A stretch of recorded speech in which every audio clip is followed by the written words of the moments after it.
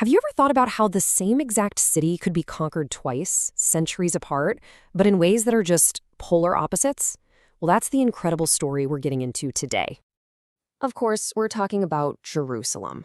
I mean, this is a city that's been conquered dozens of times. It's this coveted prize for empires and faiths throughout all of history.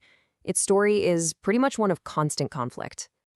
But out of that entire, long, complicated history, we're going to zero in on just two specific events that couldn't be more different.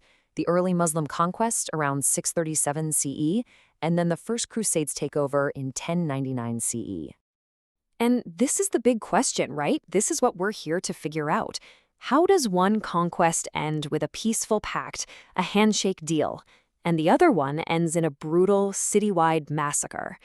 The answer, well, it tells you everything about what victory actually means. All right, so let's get into it. And the best place to start? The leaders. Because so much of how these things play out, it really comes down to the people calling the shots. So in one corner, back in 637, you've got this one guy, Caliph Omar, the head of this brand new, rapidly expanding Muslim empire. And in the other corner, in 1099, it's not one person. It's the First Crusade's leadership, basically a committee of powerful European nobles. And trust me, that difference is a huge deal. Okay, to really get the first conquest, you have to picture this. The guy defending the city, Patriarch Sophronius, shows up for the talks, and he is the absolute picture of Roman imperial power. I'm talking an ornate sedan chair carried by 8 guys, fan bearers, the works. He's decked out in fine red silk, gold tassels, even perfumed, the whole 9 yards. And then you have Caliph Omar's arrival. And this is just a masterclass in political theater. He shows up in simple, patched-up rags. He's got 1 servant and 1 camel between them. And get this, as he gets to the city, he's the one on foot, leading the camel, because he said it was his servant's turn to ride. You can just imagine the impact. It was instantaneous. This was all on purpose, right? A calculated show of humility.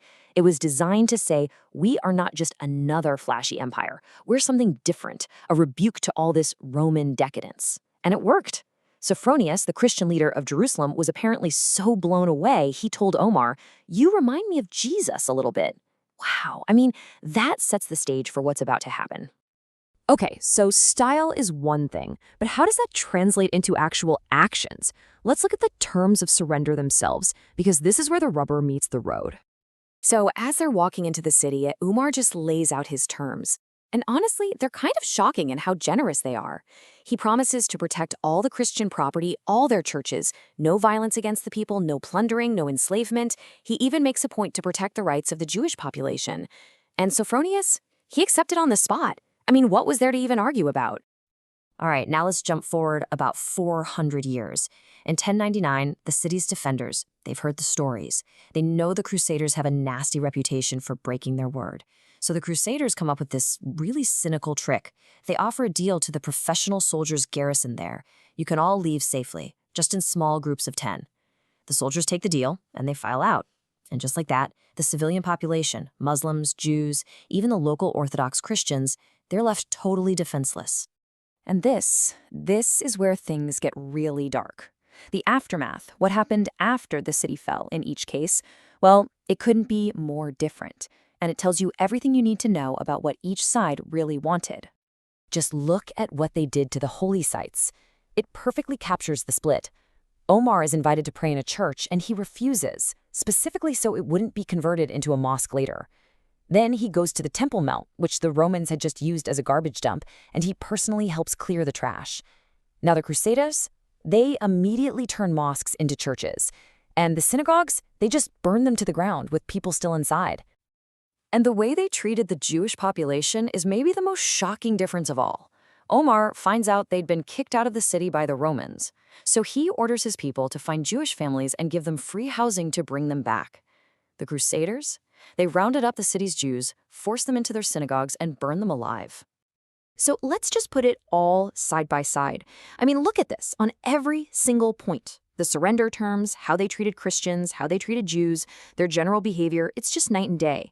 One approach was all about coexistence, about making it work. The other was about total annihilation. Okay, so we've seen the what. Now we have to ask why.